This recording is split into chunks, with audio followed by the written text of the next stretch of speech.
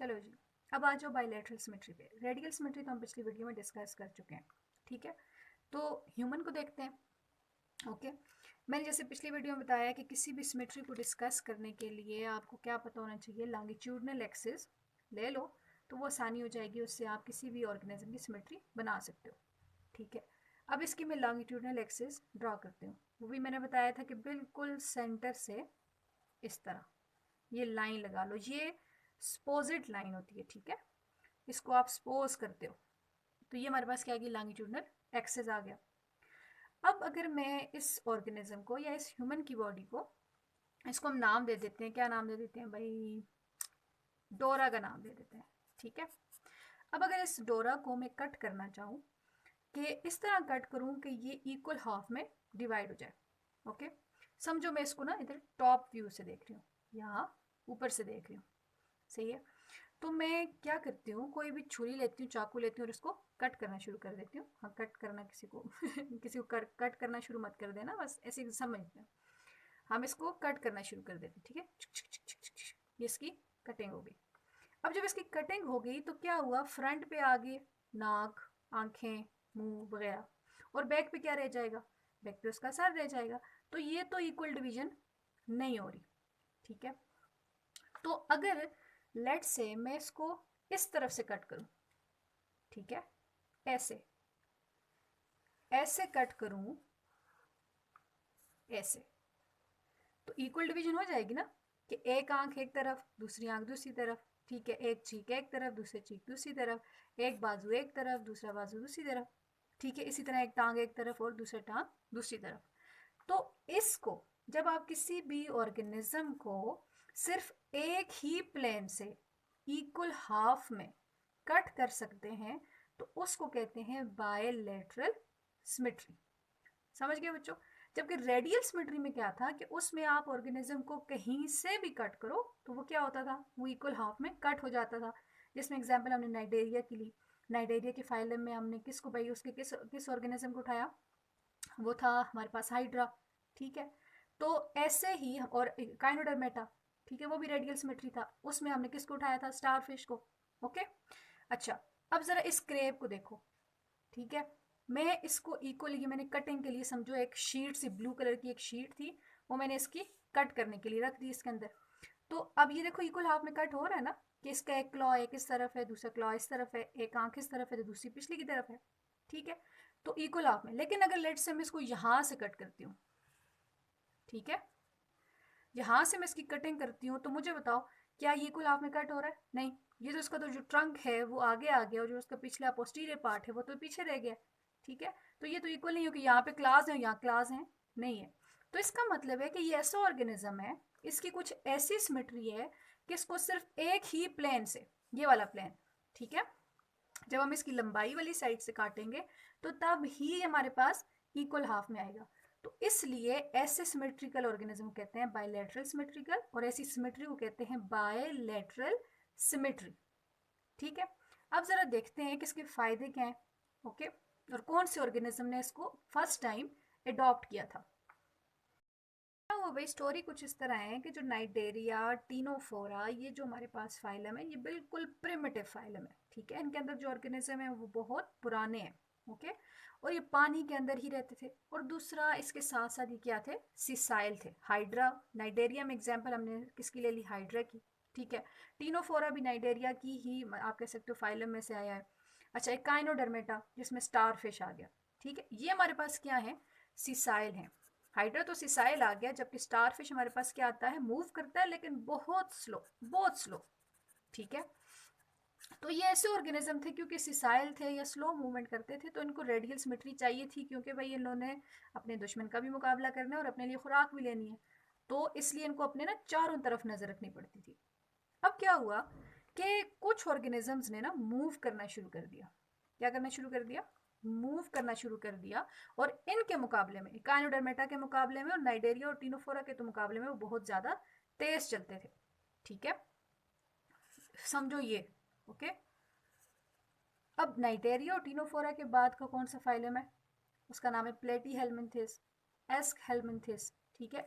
जो कि आपको पता है कि गंदे तरह के कीड़े हैं, ठीक है। और ये किस तरह के कीड़े हैं? जो पानी में भी रहते हैं, और ये अगर पानी से बाहर रहते हैं तो किसी ह्यूमन या किसी एनिमल किसी की बॉडी के अंदर रहेंगे।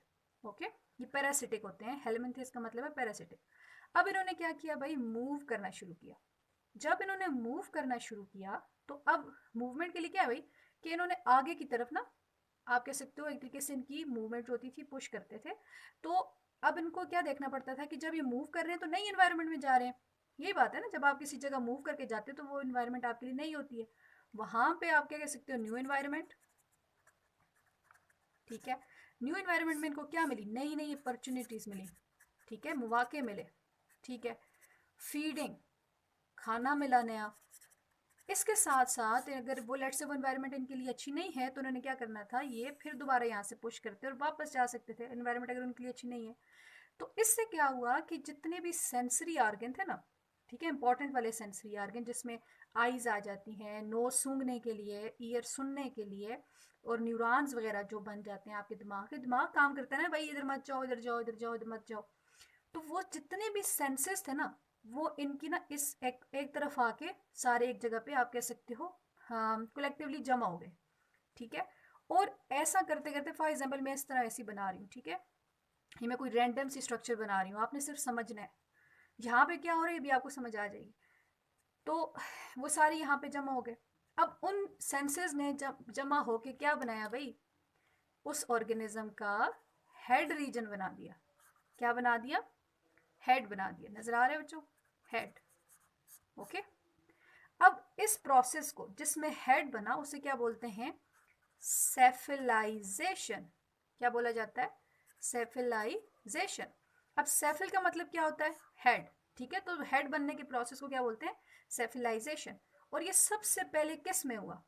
प्लेटी हेलमिंथिस। ये आपका ईटा के लिहाज से बहुत इंपॉर्टेंट टॉपिक आप कह सकते हो, एमसीक्यू है। ठीक है, प्लेटी हेलमिंथिस। अब मैं सारा कुछ क्यों बता रही हूँ?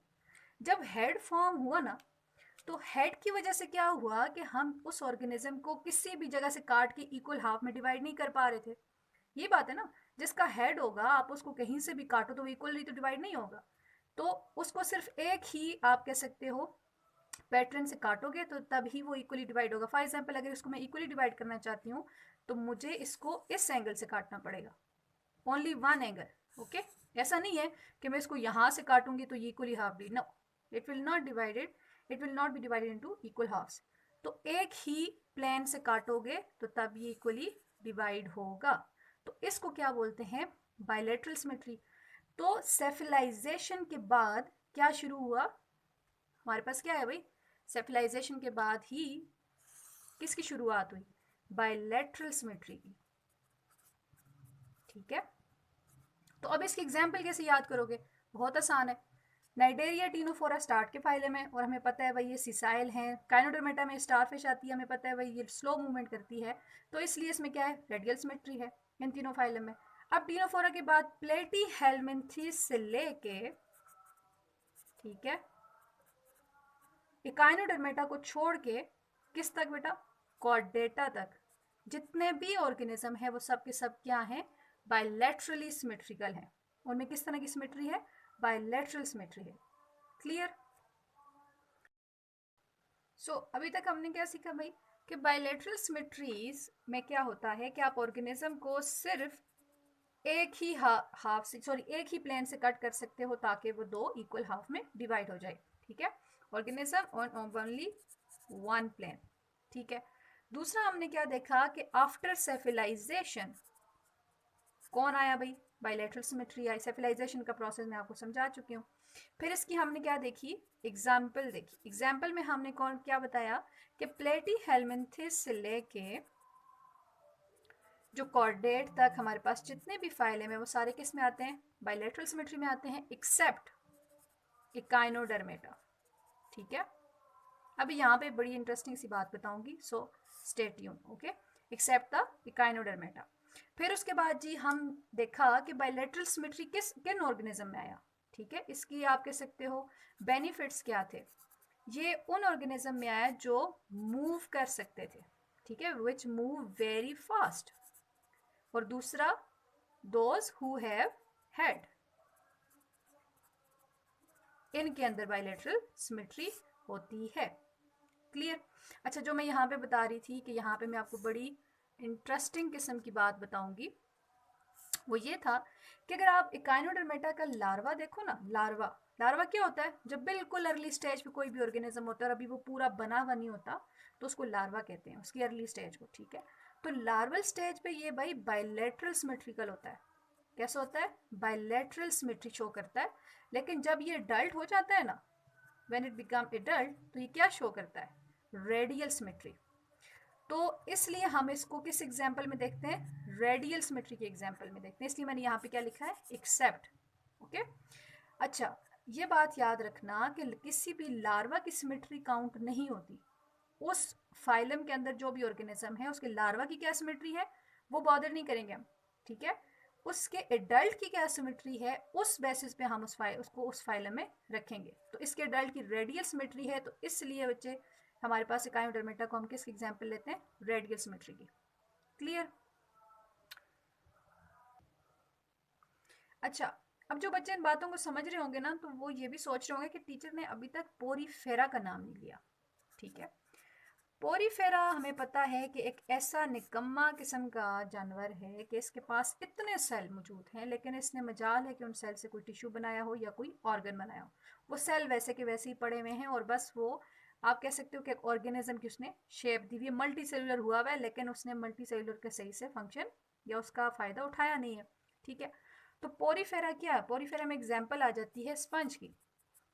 तो आप इसकी अक्सर एग्जाम्पल में वो देखते रहते हो।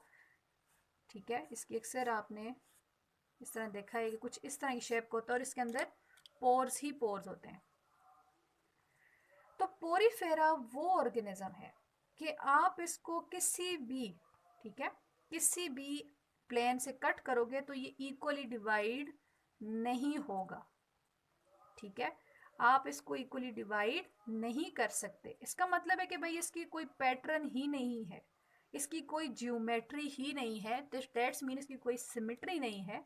तो इसलिए हम इसे क्या बोलते हैं कि ये एसिमेट्री है। ए का क्या मतलब होता है? विदाउट। क्लियर। अच्छा, याद रखना सिमेट्री को प्लांट्स के ऊपर लगाने की कोशिश मत करना कभी भी। ठीक है, ऐसा नहीं है कि सेब का पौधा देखो और बोलो कि भाई टीचर मैं अब भी इसकी ना सिमेट्री निकाल के बताती हूँ, नहीं। ठीक है, तो पौधों की भी सिमेट्री नहीं होती। इसी तरीके से हमारे पास जानवरों में अगर देखें तो पोरीफेरा वो वाहिद हमारे पास फाइलम है जिसकी कोई भी सिमेट्री नहीं है। अच्छा जी, ये तो हमारा फर्स्ट जो बेसिक मैंने आपको कहा था कि जिन क्राइटेरिया है सिमेट्री जिसकी बेसिस पे हमने फाइलम्स को डिवाइड किया है या एक दूसरे से मुख्तलिफ, आप कह सकते हो एक दूसरे से डिफ्रेंशिएट किया है, तो सिमेट्री हमारा कंप्लीट हो गया। अब जो नेक्स्ट होगा ना, नेक्स्ट क्राइटेरिया, मैंने टोटल 10 क्राइटेरिया आपको बताए थे, तो एक क्राइटेरिया हमने डिस्कस कर दिया है जिसमें सिमेट्री आ जाती है। और नेक्स्ट हमारे पास क्राइटेरिया आएगा, दैट वुड बी, हाँ, that would be germ layer. ठीक है, उसे क्या बोलते हैं? Germ layer. इसको हम नेक्स्ट डिस्कस करेंगे। इसी वीडियो में कर दूं, लेकिन ये फिर वही बात है कि लंबी हो जाती है वीडियो। ठीक है, तो वो फिर प्रोसेस वही वाली बात है कि उसको एक्सपोर्ट करना वो लंबा अरसा लग जाता है। इंशाल्लाह नेक्स्ट वीडियो में आ जाओ भाई, नेक्स्ट वीडियो में आ जाओ, वहाँ पे जार्म लेयर डिस्कस करते हैं। ओके, टेक केयर और अपना भी ख्याल रखें, सबका ख्याल रखें। ओके, अल्लाह हाफिज़।